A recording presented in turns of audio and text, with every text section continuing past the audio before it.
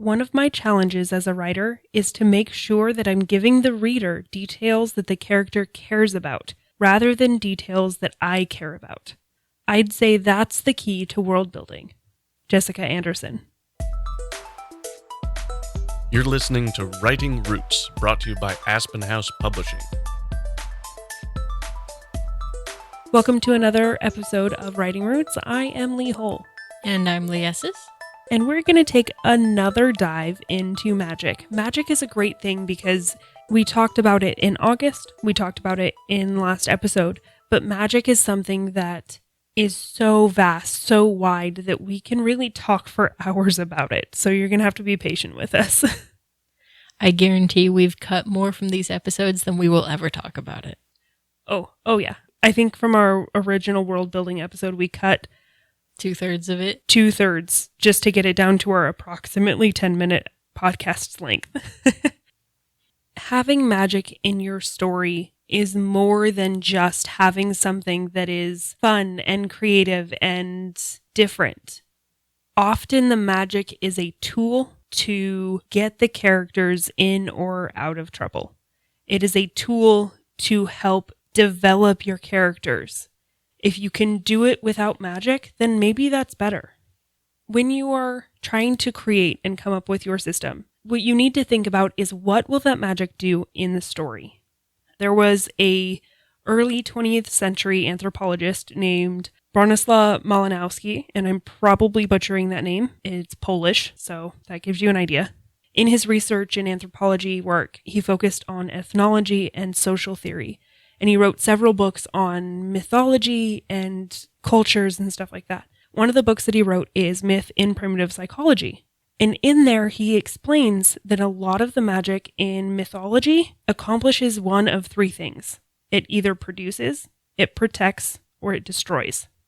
If you're trying to come up with what purpose magic has in your story, think about, does it do one of these things? Does it produce, does it protect, or does it destroy?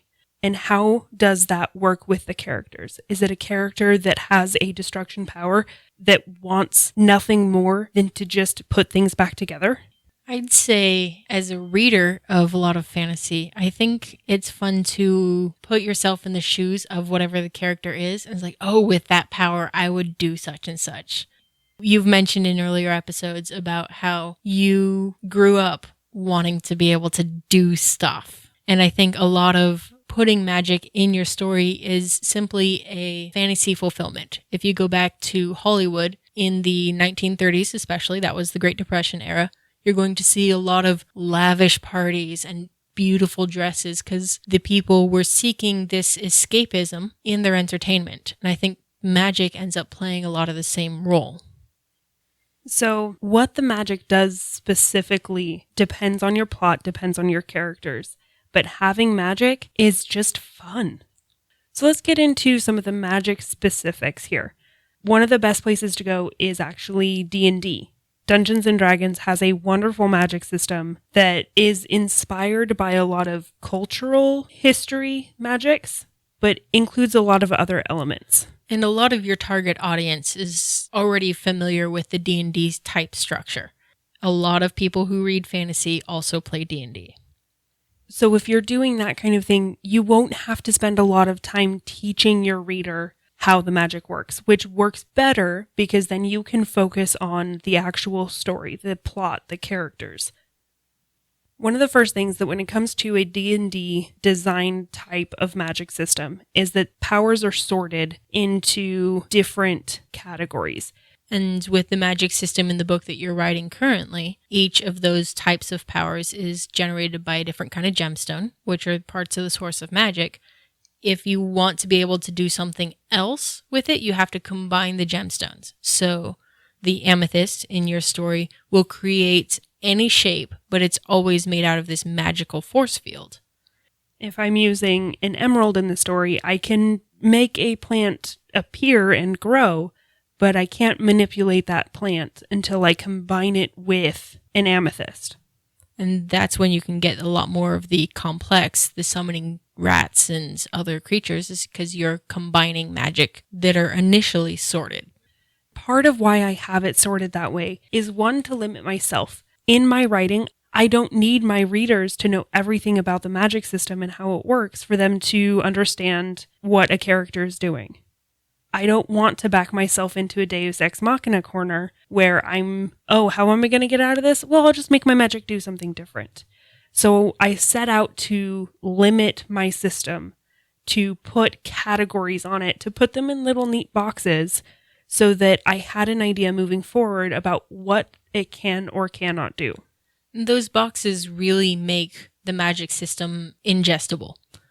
As we're talking with the mermaids and their power over song, let's say that's like the mermaid style is all auditory magic.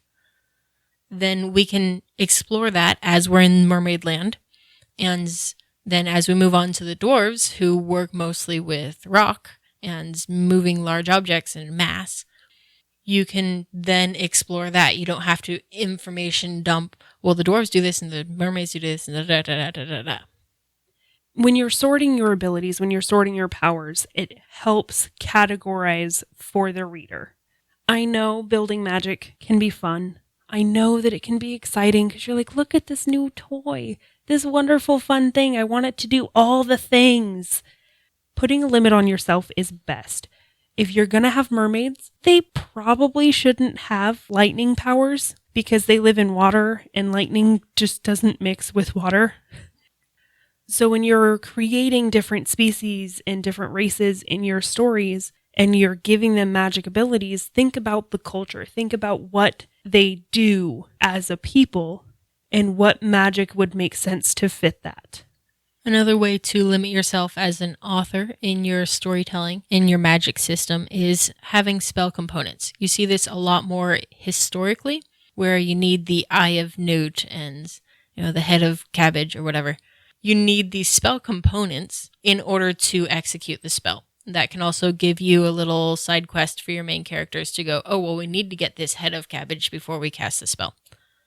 I love it. Eye of newt, head of cabbage. They're going vegan. Bubble, bubble, toil and trouble. So there are 3 main kinds of spell components.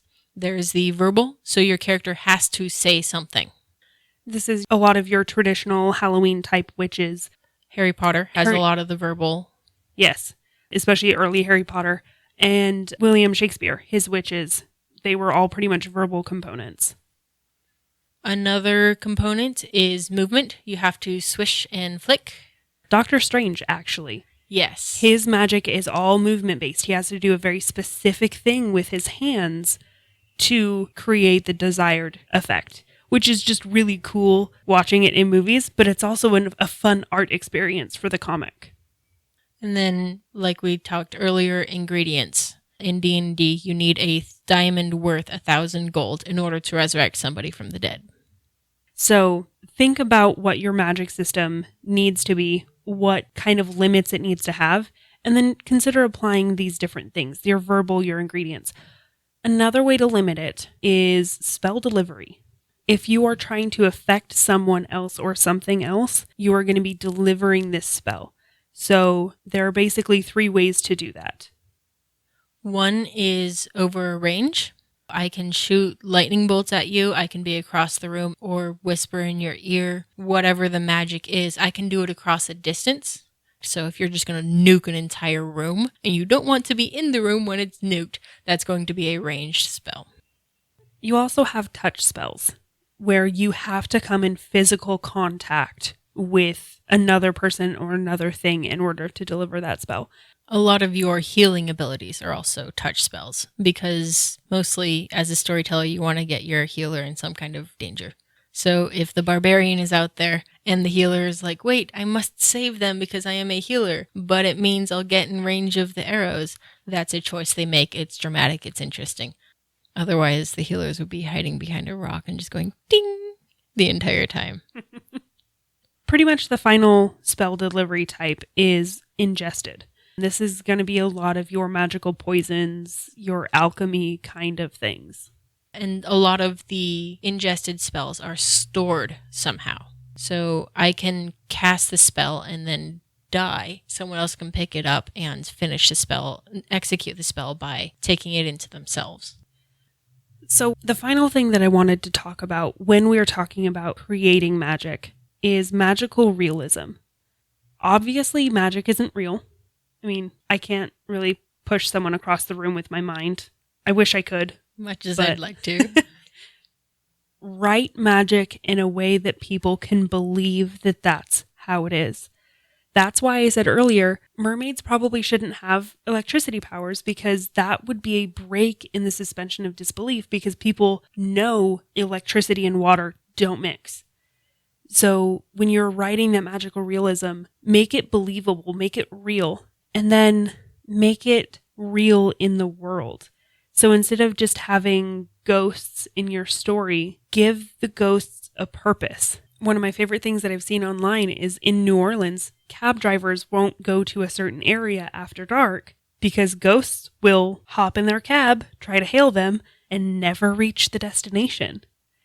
And so the difference between horror and magical realism is, there was a ghost in my cab versus, darn it, they didn't pay the cab fare again. So it creates a fun element when you have something that is real and applicable. I love stories that represent magic as a normal, everyday part of life. That's magical realism.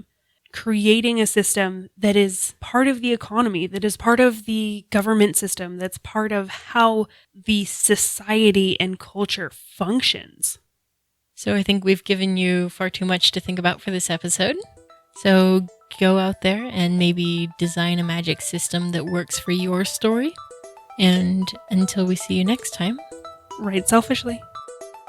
If you have a question or comment for our hosts or a topic you'd like us to cover, send us an email at writingroots@aspenhousepublishing.com or find us on Facebook by searching for Aspen House Publishing.